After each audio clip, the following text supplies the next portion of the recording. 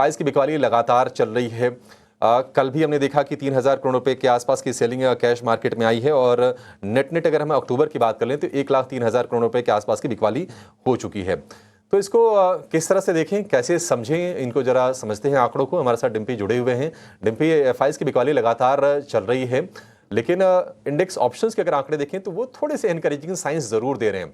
आप किस तरह से रीड कर रहे हैं एफआईज के आंकड़े को? और लॉन्ग होल्डिंग जैसे कि 35 से थोड़ी सी बढ़ के 36 हुई थी, क्या आज भी कोई बदलाव है? बदलाव है, निश्चित तौर पर बदलाव है और वो 36 से बढ़कर 40 हो गई है।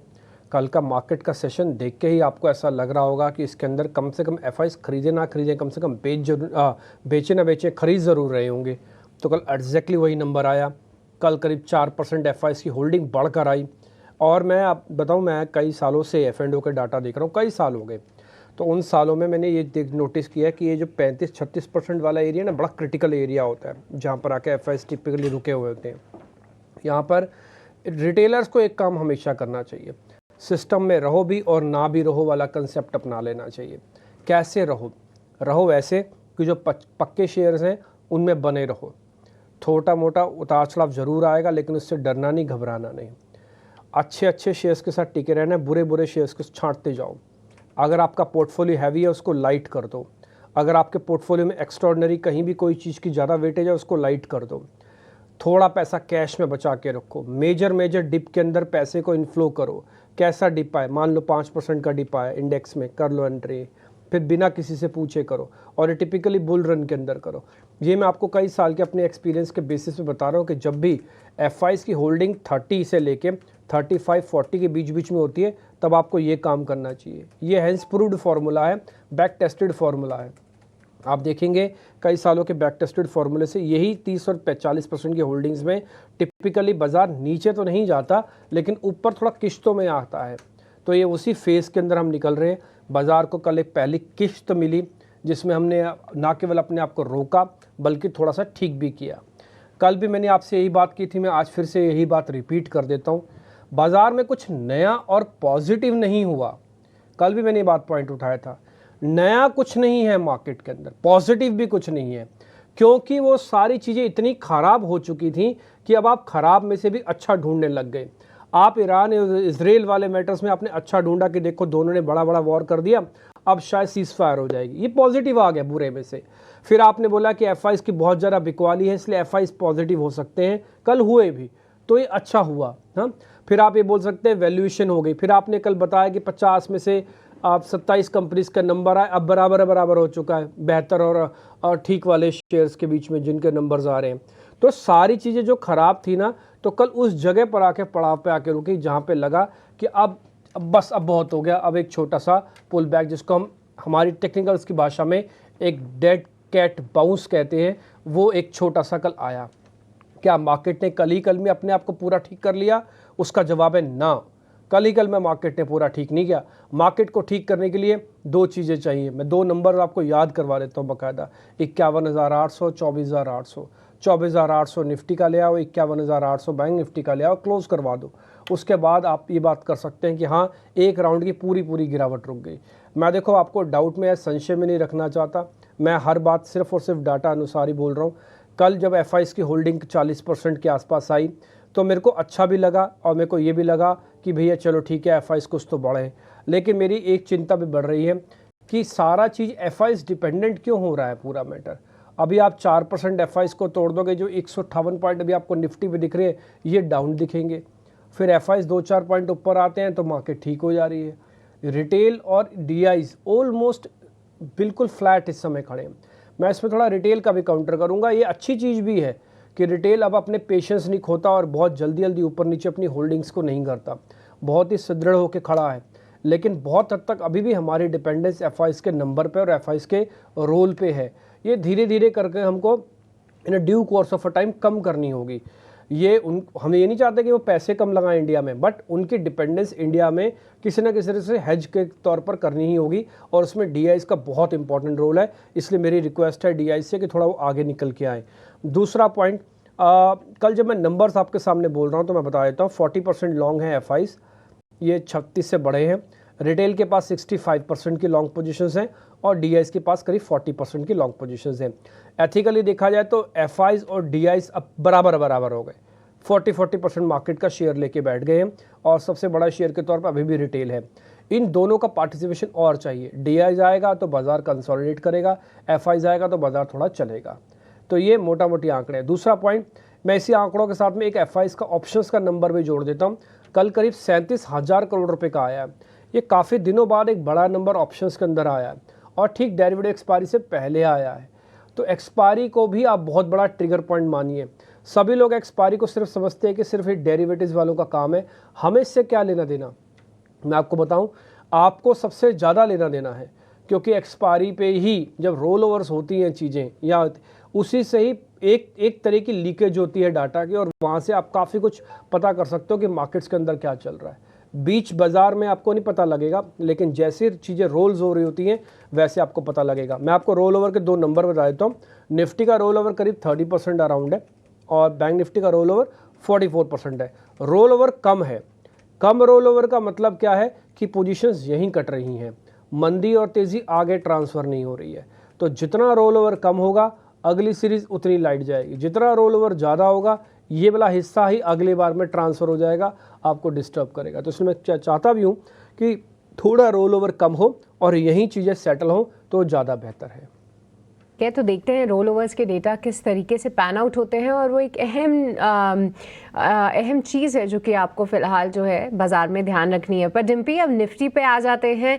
समझते हैं आपसे कि क्या होनी चाहिए निफ्टी पे आज की रणनीति, क्योंकि कल तो एक शानदार तेज़ी, एक समय पे तो देखिए 250 अंकों से ज़्यादा की तेज़ी हमें निफ्टी 50 में देखने को मिली। पर आज के लिए क्या कुछ संकेत बन रहे हैं डिम्पी निफ्टी 50 के लिए? देखिए, कल और आज में थोड़ा कॉन्फिडेंस की कमी का फ़र्क है, बस और कुछ नहीं है। कल भी वही सिचुएशन थी, आज भी वही सिचुएशन है, ऑलमोस्ट डाटा सारा वैसे ही है। बट कल 250 पॉइंट चलने में और आज के 250 पॉइंट चलने के बीच के जो कॉन्फिडेंस है वो काफ़ी हद तक कम है, क्योंकि कल आपका बहुत अच्छा दिन था, इसमें पुल बैक ट्रेड मिलना था और आपको मिला भी, बहुत बड़े गैप के साथ भी नहीं खुले। एक लेवल पे आज 70 पॉइंट आने के बाद फिर से निफ्टी लाल निशान में गया था और फिर से चला 250 पॉइंट। तो यानी कि कल आपको पूरा भरपूर मौका मिला निफ्टी और बैंक निफ्टी के अंदर स्विंग ट्रेड का। लेकिन आज शायद ऐसा नहीं मिले। आज मेरे हिसाब से बाजार थोड़ा डल रहेगा। वजह, एक तो आज 29 तारीख हो चुके हैं, कल डेरिवेटिव एक्सपायरी है बैंक निफ्टी की, परसों निफ्टी एक्सपायर करेगा। दूसरा पॉइंट, आपके डाटा में एज सच कोई मेजर चेंजेस नहीं हुआ। मैं बता देता हूँ, ये जो मार्केट में तेज़ी आई कल शॉर्ट कवरिंग की बदौलत आई, यानी कि सिस्टम में जो शॉर्ट्स थे उन्होंने थोड़ा बहुत कवर किया। 2 हिस्सों से कवर हो सकते हो आप। पहला हिस्सा, क्योंकि उन्होंने अक्टूबर के अंदर बहुत पैसा बनाया तो इसलिए उन्होंने कवर कर लिया। दूसरा हिस्सा, उनको रोल नहीं करना था अपने नेगेटिव, तो इसलिए उन्होंने यहाँ पे आके प्लस कर दिया। तो कहने का मेरे मतलब है कि जो थोड़ी नेगेटिविटी सिस्टम के अंदर पड़ी थी वो काफ़ी हद तक कल एब्जॉर्ब की गई। ये परसेंटेज में कितनी है मैं वो भी बता देता हूँ। करीब 15% के आसपास ओपन इंटरेस्ट की शेडिंग हुई, इसमें नेगेटिविटी थोड़ी झटती हुई दिखी है। लेकिन मार्केट ने कोई बहुत अच्छे लेवल्स अचीव नहीं किए। 2 चीज़ें होती हैं, आप ये देख पा रहे, चेंज इन ओपन इंटरेस्ट -18% हुआ, लेकिन प्राइस एक्शन उस हिसाब से नहीं हुआ। प्राइस एक्शन थोड़ा 1 से 1.25% का आना चाहिए था, यानी कि कल कम से कम मार्केट को, कम से कम नहीं तो 24,500 के आसपास या उसके नियर बाय क्लोज करना चाहिए था। कल क्लोजिंग कहाँ मिली? 340 पे। तो क्लोज का लेवल उतना अच्छा नहीं है, इसलिए मेरा कॉन्फिडेंस थोड़ा सा नीचे चला गया। अदरवाइज कोई प्रॉब्लम नहीं होती। एग्रेशन फुल फ्लेज नहीं था। अच्छा, वो होना भी नहीं चाहिए था, क्योंकि लोग डरे हुए इतने हैं, बैठे इतने हुए कि पैसा डालने में डर लगता है और जैसे ही 2 पैसे बनते हैं अब उनको तुरंत बुक करना है, क्योंकि उनका पास्ट एक्सपीरियंस बहुत ख़राब रहा है। वो जिस भी डिप में प्लस करते गए उस डिप से नुकसान होता गया उनको। तो इसलिए कल जिन लोगों ने भी पोजीशंस बनाई, कल उन्होंने इंट्राडे ही समेटने में ज़्यादा समझदारी दिखाई। कैरी फॉरवर्ड ट्रेड कम हुए हैं कल, ये डिलीवरी डाटा से भी पता लग रहा है। तो आज के लिए क्या करें सर? अब आज के लिए देखो, 24,000 तो इंपॉर्टेंट सपोर्ट है ही है, लेकिन उसके ऊपर कल मार्केट ने एक कोटिंग कर दी, एक लेयर बना दी। वो लेयर कौन सी बनाई है? 24,200 की। तो 24,200 जब तक अब नहीं टूटेगा तो 24,000 पे खतरा नहीं है। अब आप एक लेयर के अंदर आ चुके हो, यानी कि एक राउंड की प्रोटेक्शन ऑलरेडी आपको मिल गई है। तो 24,000, 24,200 2 अहम सपोर्ट एरिया हैं। ऊपर जाते समय 24,500 पे रेजिस्टेंस शुरू होगा जो 650 तक जाएगा। तो 24,500 से 24,650 आपका 2 रेजिस्टेंस पॉइंट हो गए। तो ये इसी के बीच में आपको ट्रेड करना है। एंड आप देखिएगा, कल आज और परसों जितने भी सेशंस हैं उन सेशंस में मार्केट इसी के बीच में ट्रेड करता रह जाएगा। कोई बहुत बड़ा मूवमेंट मेरे को लग नहीं रहा, कम रोल ओवर है इसलिए एग्रेशन ज़्यादा नहीं है। जो एग्रेशन है सिर्फ इसी सीरीज़ के अंदर है और वो यहीं निपट रहा है। Debit is equal to credit होकर आपस में तीर टकरा रहे हैं और मामला खत्म हो रहा है, कुछ वैसा हो रहा है। तो इसलिए आज के दो इंपॉर्टेंट लेवल 24,200, 24,000 का सपोर्ट, 24,500, 24,650 का रेजिस्टेंस, इसी के बीच में मार्केट रहेगा। डिप मिले प्लस करो, ऊपर जाए तो बेचते भी रहो। ठीक है, तो ये निफ्टी की आपके लिए कंप्लीट रणनीति होगी। मोटा मोटी अगर हम कहें तो 400 अंकों से लेके 600-650 अंकों की एक बड़ी रेंज है बाजार के लिए। निफ्टी बैंक पर आते हैं। निफ्टी कल हमने देखा कि निफ्टी बैंक ने 51,000 का लेवल अपना रीगेन किया और ये कल की जो तेजी रही लेड बाय आईसीआईसीआई बैंक रही, क्योंकि नतीजे बड़े जबरदस्त आए थे। अदरवाइज अगर हम देखें दूसरे खेमे में HDFC bank, axis bank, Kotak, ये कुछ बैंक रहे जो थोड़े से कमजोर रहे। आपको निफ्टी बैंक में कितनी स्ट्रेंथ दिख रही है और आज के सत्र की बात करें तो किस तरह का ट्रेड लेना है यहाँ पर? देखिए, कल निफ्टी बैंक ने एक अच्छा ट्रेड दिया और कल उसने ये बात प्रूव कर दिया है कि भाई एचडीएफसी को छोड़ के अगर आप मेरे को दूसरे बैंक का भी अच्छा सपोर्ट दे दोगे तो मैं प्ले करने के लिए तैयार हूँ। बैंक निफ्टी भी उसी कंडीशन में खड़ा था कि इसको बस एक धक्का चाहिए था, ये आगे बढ़ जाता। कल दोनों को हल्का हल्का धक्का मिला शॉर्ट कवरिंग का, तो दोनों आगे बढ़े। लेकिन दोनों के साथ एक ही प्रॉब्लम आई, इसने भी 51,500 के ऊपर आके क्लोज नहीं किया। फ्यूचर्स देखेंगे तो फ्यूचर्स में भी क्लोजिंग नहीं मिली है, जबकि फ्यूचर्स में अच्छा प्रीमियम है करीब 140 पॉइंट के आसपास का। ठीक, तो कल मार्केट के अंदर शॉर्ट कवरिंग हुई। एक चीज़ मेरे को दिख रही है और मैं आपको बता देता हूँ अभी से, हालांकि अभी रोल ओवर कंप्लीट नहीं हुआ, लेकिन अगली सीरीज़ हम लाइट लेके जा रहे हैं। ध्यान रखिएगा, अगली सीरीज़ लाइट होने का फ़ायदे और नुकसान दोनों होंगे। अच्छी खबर आ गई ना तो आप ट्रस्ट में अगले 10 दिन में ही आप इस जितनी भी गिरावट हुई है ना इसका मोर देन 50% कवर कर जाएंगे, मोर देन 50%। ये सीरीज़ बहुत लाइट जा रही है अगली सीरीज़ वाली। अभी हालांकि रोल ओवर कंप्लीट नहीं हुआ है, मैं थोड़ा प्री मैच्योर होकर बता रहा हूँ। आज का दिन और अभी कल का दिन भी बाकी है, इनफैक्ट परसों का दिन भी बाकी है निफ्टी के लिए तो। लेकिन फिर भी अभी तक सीरीज़ में मेरे को कोई हैवीपन नहीं दिख रहा, तो लाइट सीरीज़ है, ये अच्छी बात है। और अगर नेगेटिव खबर आई तो जो आप मेहनत कर रहे हो ना सारी मेहनत आपकी ख़राब भी हो जाएगी। तो थोड़ा इस चीज़ का ध्यान रखना कि आप रोल ओवर तो कर रहे हो लेकिन रोल ओवर उतना स्ट्रॉन्ग नहीं है और अभी थोड़ा दम और की ज़रूरत है। आते बैंक निफ्टी के कोर लेवल्स पे। कल जो क्लोजिंग मिली 51,250 के आसपास की क्लोजिंग है। 51,000 आपका सपोर्ट एरिया पहला बन गया, 50,800 आपका सपोर्ट एरिया दूसरा बन गया। तो दो सपोर्ट हो गए 50,800 और 51,000। ऊपर जाते समय रेजिस्टेंस कहाँ पे मिलेगा? 51,500 पे मिलेगा। फिर कहाँ मिलेगा? 51,800 पे मिलेगा। मैंने आपको जो दो नंबर याद कराए हुए हैं उसमें से एक 24,800 और 51,800 याद कराया हुआ है। निफ्टी के लिए 24,800 दूर है, बट बैंक निफ्टी चाहे तो एक दिन में भी कवर कर सकता है, लेकिन वो करेगा नहीं। तो इसलिए पहले 51,500 जिस दिन क्लोज हो जाए उस दिन ये उम्मीद जता दीजिएगा कि 51,800 भी आएगा। जब तक 51,500 नहीं आता ये उम्मीद मत जगाना कि 51,800 भी आएगा। इसलिए अपने सौदों को थोड़ा कैलकुलेटेड करके लैब ट्रेड के फॉर्म में लेना। और मेरा कल जितना एग्रेशन था सौदों को प्लस करने में, आज उतना नहीं है। आप मेरे से बोलेंगे परसेंटेज में बताओ कितना एग्रेशन कम हुआ है, तो मैं बोलूँगा 50% कम हुआ है।